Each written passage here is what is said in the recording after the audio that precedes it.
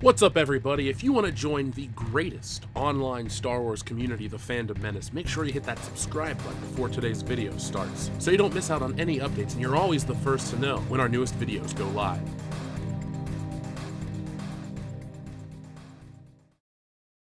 The following is a world-class Bullshitters exclusive.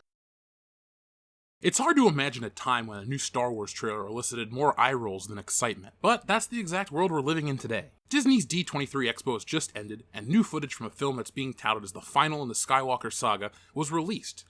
And it's about exactly what you may expect from a J.J. Abrams production. Before we get too deep into the Star Wars, I just want to welcome our thousands of new subscribers. Now, I take the Stan Lee approach to all my videos here on YouTube and realize that each one is someone's first. So if you're new, welcome. And if you'd like the full story on how Star Wars fell as much as it has, well, just type in world-class bullshitters and Star Wars. Click on anything. I'm sure you'll enjoy it. Speaking of enjoy, what's the opposite of enjoy? Because that's how I felt about this special look. The first half of this thing was just clips from superior Star Wars films. It starts with clips from A New Hope, and then slowly moves into the prequel trilogy, and then the sequel trilogy. Quick question. Since there's been no connection to the prequel characters in 7 and 8, why would you show this to your audience? I can understand that you'd want to remind them of the days when Star Wars was great, because of money, but cashing in on the prequel trilogy seems odd. Call me crazy, even though I'm not, but this whole Skywalker saga conclusion tagline feels, well, tagged on. Disney is desperately trying to make this film a must-see movie, though in reality, it's not. The Last Jedi really broke Star Wars, and no matter how potentially great this film could be, the sequel trilogy is a broken, disjointed mess that no amount of retconning and fan-shaming can fix. The old clips aside, this special look just shows us what we have in store. Return of the Jedi Light.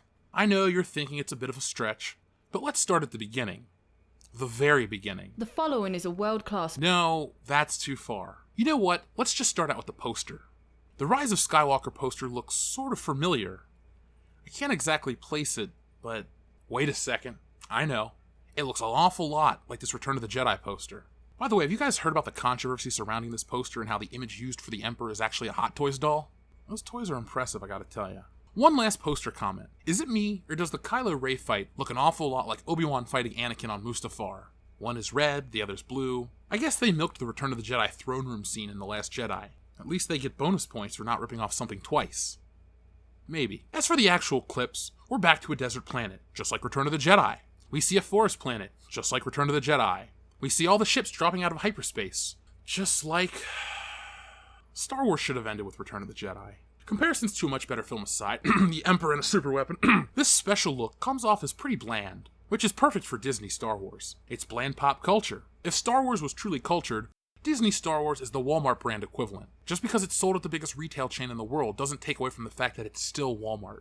The part of the trailer that everyone wants to talk about is Evil Rey, or Darth Rey, or Sith Rey, or Shit Rey.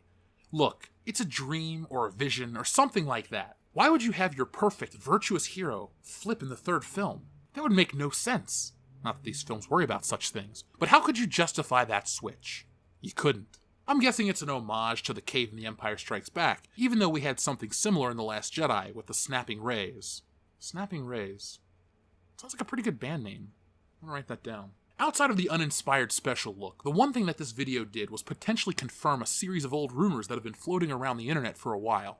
Before we get to those, our friend Ichibaka over at Disney Star Wars is Dumb has shared with me the release of some LEGO sets that flesh out the Rise of Skywalker a little more. So it looks like we're gonna have a speeder chase on a sand planet. Speeder chase. Just like Return to the... Nope, we're not going back there. The Falcon is back with the round dish, although we already knew that. A-Wings and Y-Wings are back, so it looks like the Resistance found a few more fighters post The Last Jedi. And finally, Obi-Wan and the tractor beam. Why would that be a thing? Well, if we look closer at the poster, we see that the structure that Rey and Kylo Ren are fighting on looks oddly similar to the tractor beam that old Ben has to take out of commission in A New Hope. Now it's a stretch, but it could be a part from the Death Star. We know that it's in the film, but according to Star Wars, it blew up into billions of tiny pieces. Could this lend credence to the time travel talk? I don't know. But let's take a closer look at what this trailer allegedly confirms about the Rise of Skywalker. Possible spoilers ahead, so earmuffs for those who are worried. Exclusive, The Rise of Skywalker, massive spoilers. First and foremost, read at your own risk. While at this point spoilers may be just rumors, we have corroborated them with 3 separate sources over several months. We did not feel comfortable posting them because we wanted to be sure, but after the Rise of Skywalker footage at the D23 Expo, we feel confident that the majority of this information is correct. Read at your own discretion, and take it with a grain of salt as of now. Kaya D. Moonshine of the infamous Star Wars spoiler forum MillenniumFalcon.com has posted some major spoilers regarding the rise of Skywalker. They claim to have corroborated the spoilers with several sources, and we can confirm that we have heard the same rumblings ourselves. One important thing to note is that George Lucas did help J.J. Abrams with certain aspects of the film. What lends credibility to these spoilers is the fact that it screams Lucas world building with J.J.'s touch. How involved Lucas was, though, we don't know. Some are cryptic, so we'll break it down in a moment. And here are the spoilers. The world between the worlds and the wills. Quick detour, what is the world between the worlds? The world between the worlds was a mystical plane accessed from the ancient paintings of the Mortis gods that decorated the exterior of the planet Lothal's Jedi Temple. It was a collection of doors and pathways that existed between time and space, linking all of the moments in time together. Darth Sidious, ruler of the Galactic Empire, sought to enter the world between worlds, as gaining access would give him unimaginable power, and as Minister Varys Hayden believed, could control the universe. The Jedi Padawan Ezra Bridger thwarted Sidious's designs when he discovered the key and was able to unlock and enter the world between worlds first. So yeah, it sounds kind of like that time travel crap. Now back to the spoilers. There's a reason why Hayden Christensen has been at the last two celebrations. Snoke does have a true identity, but no one has guessed it. Kylo is not the villain of the story. The main villain is connected to the Star Wars lore. Hint, they are beyond Sith and Jedi. Rey's biological age is not her true age. Her real name is not Rey. Luke has a fight scene, in the flesh, which is a scrapped concept from Return of the Jedi with Obi-Wan. Chewie dies. Nothing is retconned. Contractually, Disney cannot touch the first 6 films. They can make us view old films in a very different way, though. Rey's fall is somewhat of a misnomer.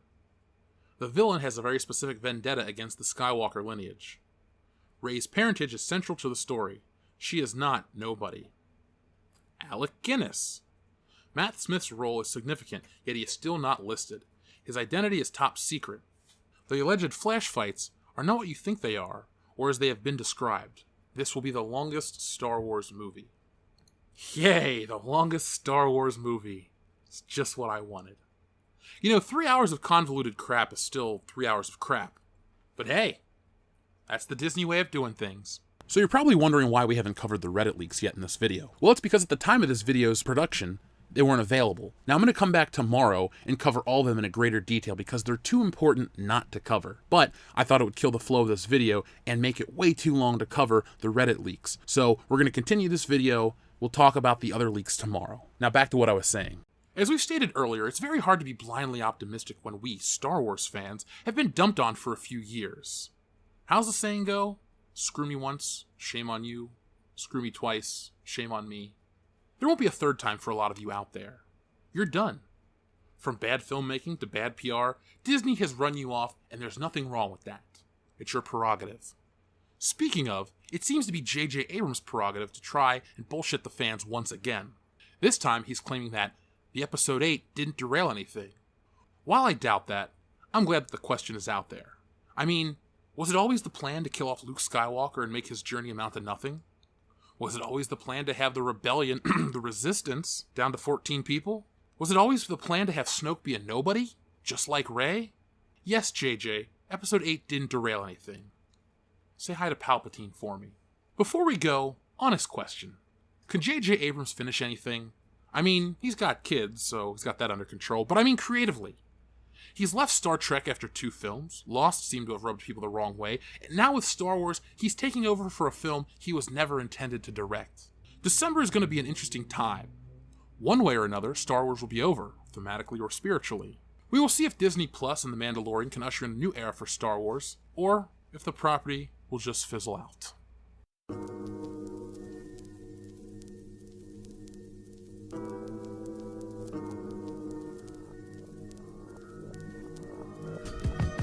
Folks, that's it for today. Thanks for watching. If you're wondering where I've been, I have been very, very sick. Last Sunday, I posted a video from the hospital. I had a serious case of strep throat. As you can tell, my voice is still not back to 100%, so it's very, very difficult for me to record or speak for more than 2 or 3 minutes at a time. But, all this stuff comes out, and WCBS rolls on forever. So I'd like to thank everyone that's been patient with me while I've been sick. Last week I probably spent about 18 hours a day in bed, fever, chills, all that fun stuff. But I'm doing a little better. I'm mobile, and I want to get back to making content. So if you enjoyed this video, make sure you give it a thumbs up and share it all over social media to let the world know that World Class Bullshitters is back. What did you think of the D23 Expo? I'm going to have some content coming out talking about the Marvel situation with Spider-Man and the future of the MCU and why I think it's not as great as people say, but I don't think it's necessarily all doom and gloom either. So if you enjoyed that kind of content, make sure you subscribe to this channel. If you're a super fan and you want to get more of us, join our Patreon page. $1 a month helps, but $5, which is only 17 cents a day, goes even further. It gives you access to all kinds of exclusive content the higher you go. Like if you're at the top tier, you get a t-shirt, you can be on the channel. Just go over there and check us out and see if you're about that life. If you like community, if you love the community aspect of World Class Bullshitters, well, join our Facebook group, join our Facebook page with a lot of great people, and you can make a lot of great friends. So while you're watching pop culture die all around you, well, go to our group, make some friends, get involved in the community, and make sure to not miss any of our updates. I will be back next time with more here on the channel, and folks, like I said, I'm happy to be back. Not 100%, but thanks for your patience, thanks for your kind words, and you know what? You have lived what I say every week. What are those words? Go out into the world and be excellent to each other. Well, you've been damn excellent to me, and I couldn't be more grateful.